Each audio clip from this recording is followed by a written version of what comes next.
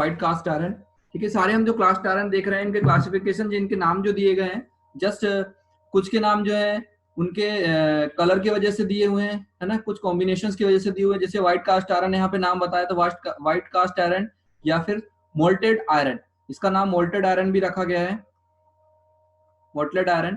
ठीक है, white cast iron का मतलब है कि जब हम इसको ब्रेक करते हैं, बीच से कहीं से इसको ब्रेक करते हैं, तो क्रॉस सेक्शन एरिया जो व्यू होगा, उस क्रॉस सेक्शन का व्यू कैसा रहेगा, लगभग व्हाइट जैसा दिखेगा, इसलिए इसका नाम जो रखा गया व्हाइट कास्ट आयरन कहा गया इसको।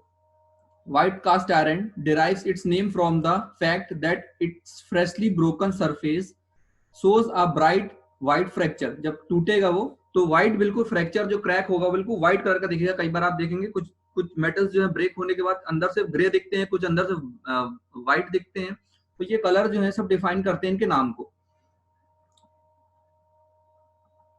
Unlike gray iron, white cast iron has almost all its carbon chemically bonded with the iron, as in iron carbide. Iron carbide is a very hard and a brittle constituent। तो यहाँ पे जैसे grey cast iron में था, वैसे ही यहाँ पे भी आयरन के साथ क्या होगा, कार्बन मिक्स करेगा और बनाएगा क्या, कार्बाइड। ये बनाता है कार्बाइड। और कार्बाइड जो होता है, कार्बाइड कैसा मटेरियल होता है, बहुत हार्ड मटेरियल होता है। साथ ही साथ हार्डनेस के साथ साथ ये मटेरियल ब्रिटल भी है। ठीक है, तो ये जो आपका व्हाइट कास्ट आयरन जो है, ये कैसा मटेरियल है, ब्रिटल मटेरियल भी है एक प्रकार से। ठीक है, thus the white iron possesses excellent abrasive and wear resistance। white iron under normal circumstances is a brittle and not machinable। तो ये जो है ब्रिटल भी है और मशीनेबल नहीं है। तो देखिए जहां पे भी ब्रिटल वर्ड आता है, ब्रिटल वर्ड ये शो करता है कि मटेरियल जो है कैसा हो, जल्दी से ब्रेक हो जाता है, हैमरिंग करने पे, इंपैक्ट लोड पे ब्रेक हो जाता है। जो भी मटेरियल ब्रिटल होगा उसकी मशीनेबिलिटी कैसी रहेगी, मशीनेबिलिटी कम रहेगी, मशीन करने में बहुत ज्यादा इजीली इसको मशीन हम नहीं कर सकते। जैसे ग्लास है आपका, ग्लास को हम इजीली मशीन नहीं कर सकते, मशीन जो ग्लास है जल्दी आप मशीन करने की कोशिश करोगे जल्दी से ब्रेक हो जाता है। तो ऐसे ब्रिटल मटेरियल्स जो होते हैं उनमें मशीनेबिलिटी जो रहती है बहुत कम होता है, या मशीनेबिलिटी उनकी लगभग नील के बराबर होती है। तो हम उसको मशीन नहीं कर सकते नॉर्मल सर्कमस्टेंसेस। उसमें अगर हम कोई मटेरियल ऐड कर देते हैं उसकी मशीनेबिलिटी इंप्रूव करने के लिए, तो फिर वो बात अलग है कि वो मशीनेबल बन जाता है। By using a low silicon content cast iron may be made to solidify as a white iron. तो हम इसमें जैसे कास्ट आयरन में हम व्हाइट सिलिकॉन कंटेंट को ऐड करेंगे तो इस सिलिकॉन की वजह से क्या बन जाएगा, व्हाइट कास्ट आयरन में कन्वर्ट हो जाएगा, या फिर मोल्टेड आयरन में ये कन्वर्ट हो जाता है। यहाँ पे डायग्राम में आपको दिख रहा है इस तरह का ये माइक्रोस्ट्रक्चर रहेगा। माइक्रोस्कोप से आप जब इसको माइक्रोस्कोपिक व्यू करोगे तो ये कुछ इस तरह से दिखता है, जिसमें कि आपका व्हाइट एरिया जो है वो बताता है कार्बाइड। ठीक है, ये है आपका कार्बाइड, और ब्लैक पोर्शन बताता है fine pearlite. White iron casting can be made in a sand mould. इसको हम सैंड माउल्ड में भी बना सकते हैं।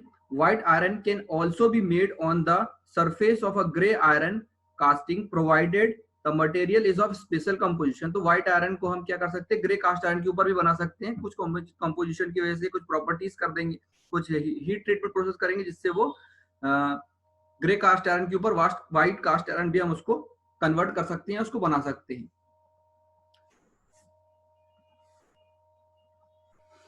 व्हाइट कास्ट आयरन या molted iron, if the iron is of proper composition, it is cooled rapidly, the free carbon will go in the combined form and give rise to a white cast iron। जब हम क्या करेंगे, इसको rapidly cool करेंगे तो ये white cast iron में convert हो जाता है।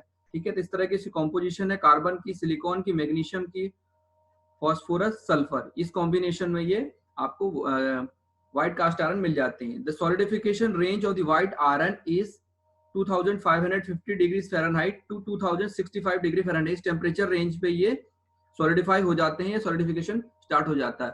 श्रिंकेज है ये भी सिमिलरली ग्रे कास्ट आयरन के जैसे, ये same to same grey cast iron के बराबर है इसकी श्रिंकेज है।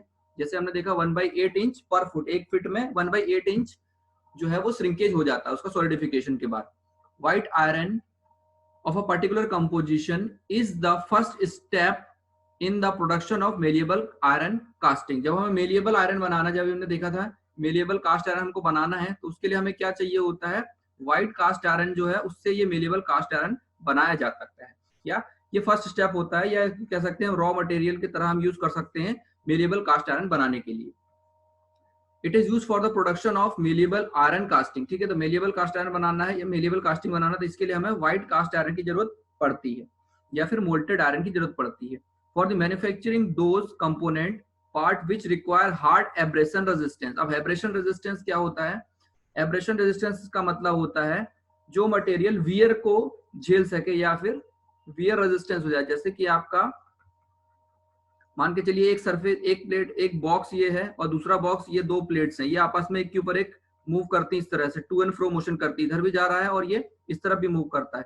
ठीक है, तो टू एंड फ्रो मोशन जब होगा तो इन दोनों सरफेस के बीच में क्या होगा? फ्रिक्शन जनरेट होगा और यहाँ पे ये क्या होगा? ये सरफेस को क्या करेगा? रब करेगा। तो वियर रेजिस्टेंस या एब्रेशन रेजिस्टेंस एक ही चीज है। जो आपस में मटेरियल मेटिंग पार्ट्स होते हैं, मेटिंग पार्ट यानी एक दूसरे के ऊपर जो रब होते हैं, चलते हैं, उसकी वजह से क्या होता है? वियर जनरेट होता है। ठीक है, या आपका एब्रेशन होता है। एब्रेशन या ना घिस करके निकल जाना, एब्रेशन। तो ये जो है वियर रेजिस्टेंस और एब्रेशन रेजिस्टेंस मटेरियल बनाने के लिए बहुत ज्यादा हेल्पफुल होता है व्हाइट कास्ट आयरन और मोल्टेड आयरन। क्लियर?